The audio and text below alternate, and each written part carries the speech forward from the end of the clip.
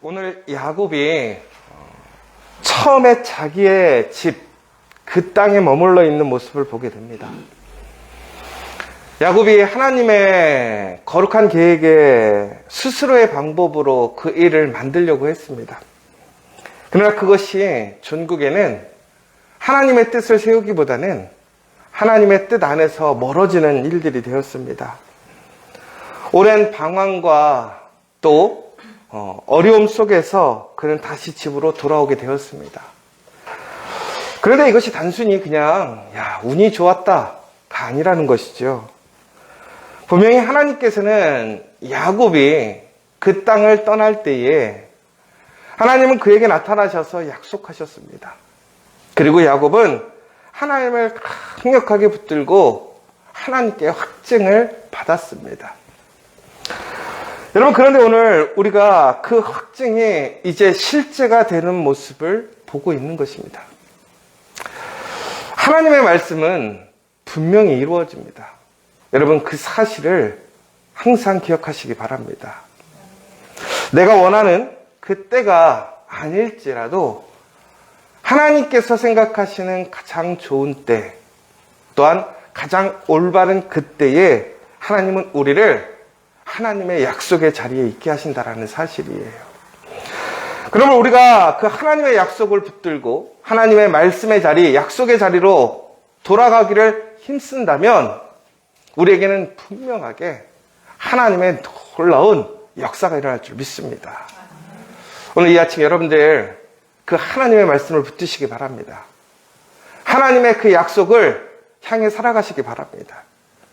나는 연약하고 부족하고 실수 많이 하지만 그러나 하나님께서는 나와 함께 하시며 그 약속을 이루실 것입니다.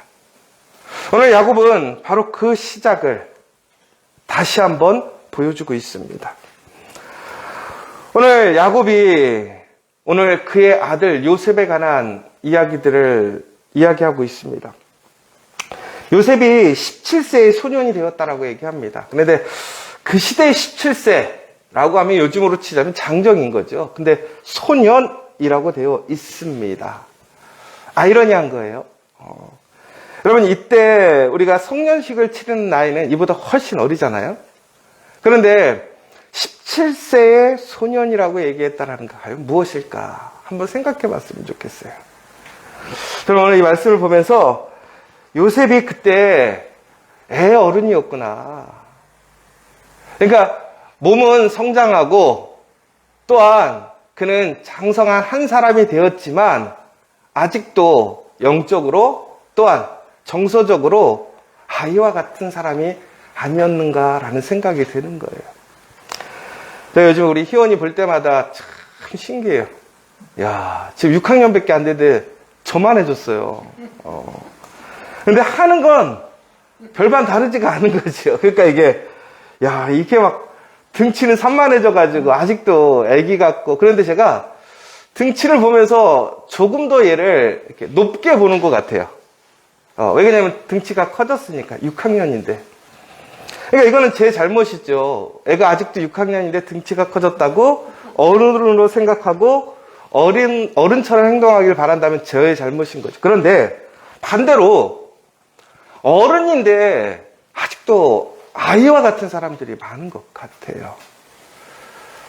여러분, 그런데 그것은 그 사람이 아이와 같다라고 해서 그 사람을 아이로 인정해주고 아이로 대우해줘야 맞습니까? 아니죠. 성인이면 장성한 그 분량에 이른 사람이라면 그 사람을 그 믿음대로 그 사람의 외적 모습과 성장한 모습대로 우리는 대우를 해야 한다는 거예요. 그런데 오늘 이 야곱의 가족에 문제가 생기는데 그 문제의 원인이 뭐냐? 바로 야곱의 편애였어요. 근데 이게 안타까운 게 뭐냐면요. 야곱의 가족의 그 문제의 뿌리는 바로 이삭과 리브가의 편애였습니다. 그런데 오늘 야곱이 또 편애하죠. 요셉은 여러분이 잘 아시는 것처럼 라헬의 첫째 아들이에요. 얼마나 이쁘겠어요. 내가 가장 사랑하는 여인의 첫 아들이란 말이에요. 또한 우리가 지금 성경에는 잘 나와 있지 않지만 우리가 보편적으로 생각하는 것은 우리가 이 요셉은 아마도 형들과는 조금은 다른 외모, 어떤 매력이 있었던 것 같아요.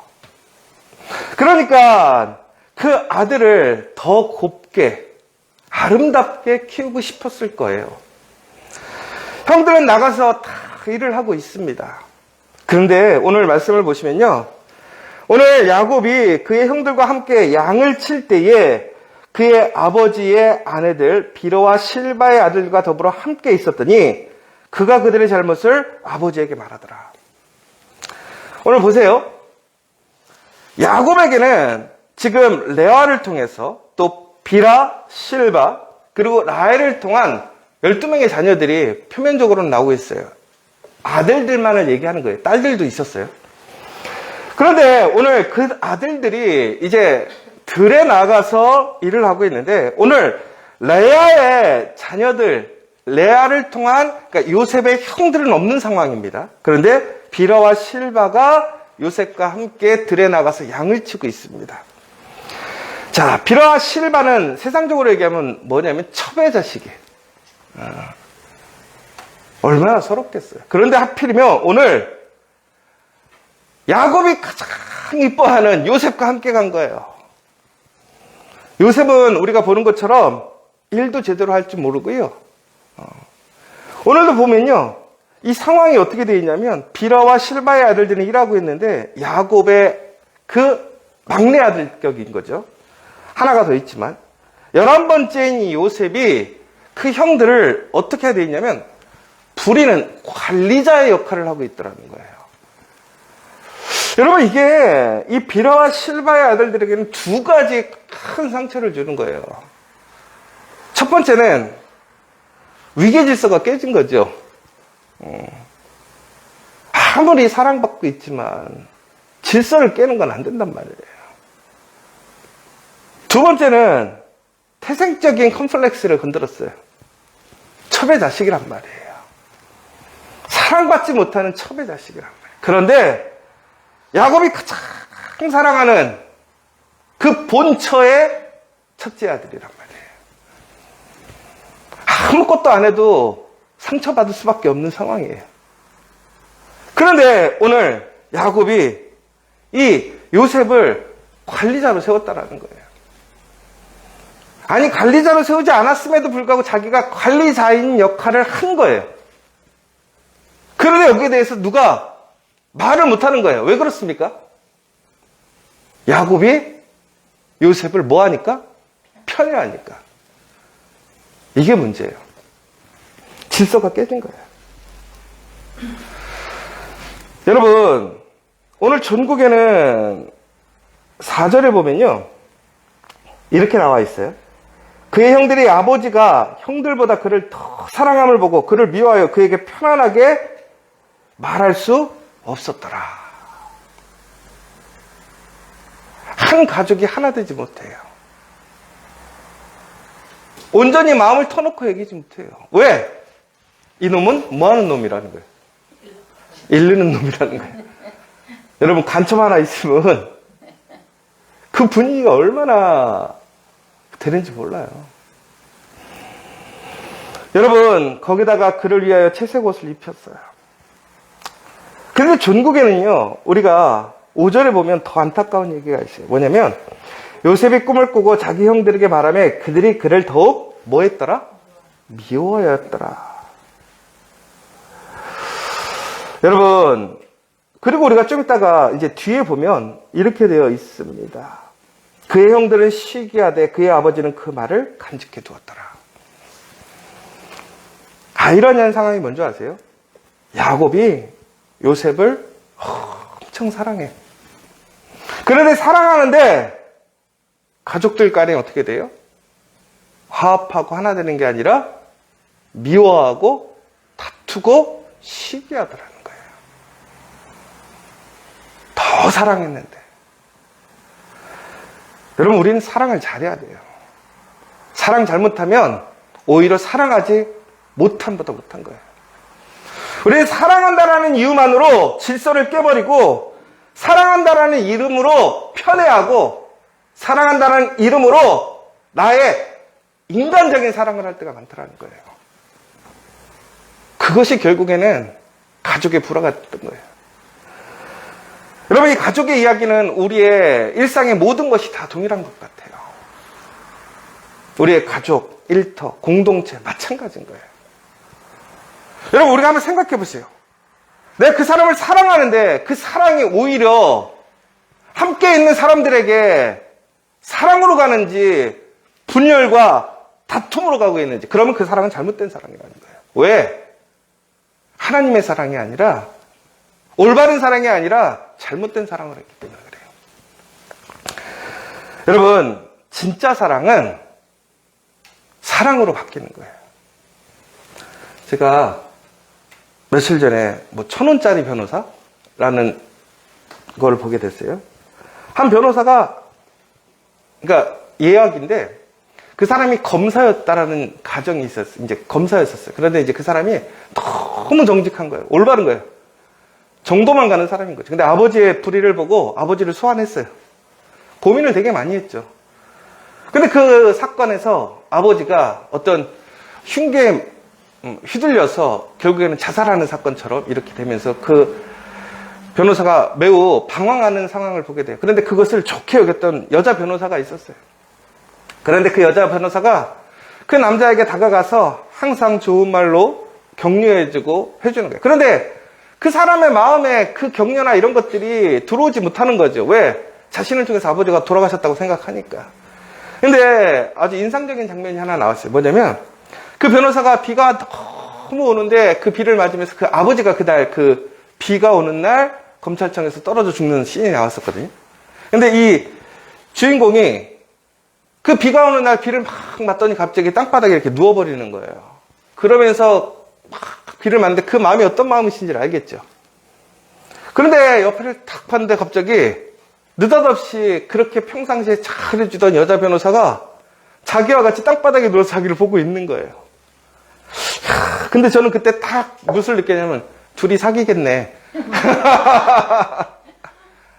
왜 그런 거예요? 그때서야 마음에 문이 열린 거예요. 사랑하게 된 거죠. 그런데 그때부터 그 남자의 삶이 바뀌더라고요. 근데 나중에 보니까 이 여인이 또 나중에 사고를 당해요. 옳은 일을 하다가 그 남자를 도우려다가 살인을 당해서 죽게 돼요. 그런데 이 변호사가 황폐해지지 않고 검사를 그만두고 다른 사람들을 위해 그 여인이 하고자 했던 1,000원짜리 변론에 들어가는 내용이 1,000원짜리 변호사의 내용이더라고요. 제가 이거 광고하는 게 아니고요. 근데 제가 그걸 딱 보면서 뭘 느꼈냐면, 그래, 진짜 사랑은 사랑으로 바뀌는 거예요. 근데 야곱의 사랑은 사랑으로 바뀌었어요? 안 바뀌었어요? 안 바뀌었어요. 사랑하는데 사랑이 아니라는 거예요. 여러분, 지금 여러분들은 진짜 사랑을 하고 계십니까? 여러분, 내가 그 사람을 위해 참아주고 많이 주고 인내하고 이것이 사랑이냐? 사랑일 수 있어요. 그러나 중요한 것은 사랑에는 기본이 있어요. 뭐냐면 정직함과 올바름을 벗어난 사랑은 아니라는 거예요. 내가 사랑해서 불법한다? 내가 사랑해서 눈 감아준다? 내가 사랑해서 편애한다? 아니에요. 그건 사랑이 아니에요. 내 욕심인 거죠. 여러분, 우리가 사랑을 제대로 해야 돼요. 왜 우리 아이들이 망가집니까? 부모님들이 사랑 안 해서 아이들이 망가져요? 올바른 사랑을 하지 못해서 그래요. 그런데 오늘 그 모습을 우리는 보게 돼요. 여러분, 사랑하면 사랑할수록 사랑이 풍성해져야 돼요. 그러나 사랑하는데 문제가 되고 있다면 우리는 그 사랑을 올바른 사랑으로 바꿔야 돼요. 여러분, 사랑하는 것이 얼마나 힘듭니까? 사랑하고 좋은 열매를 맺지 못한다면 그것은 더 안타까운 거예요. 그러나 우리가 하나님을 통해서 올바른 사랑을 하게 된다면 우리에게는 분명하게 그 사랑을 통해서 진짜 사랑의 열매가 맺힐 거예요. 결국에는 야곱이 그 수많은 시간을 돌아다니다가 진짜 사랑을 배우게 되었어요. 나중에는 그가 앞서가잖아요. 여러분, 그러니까 그의 인생이 어떻게 되는 거예요? 화합하게 되고, 연합하게 되고, 다시 돌아오게 되죠. 자리를 잡아가죠.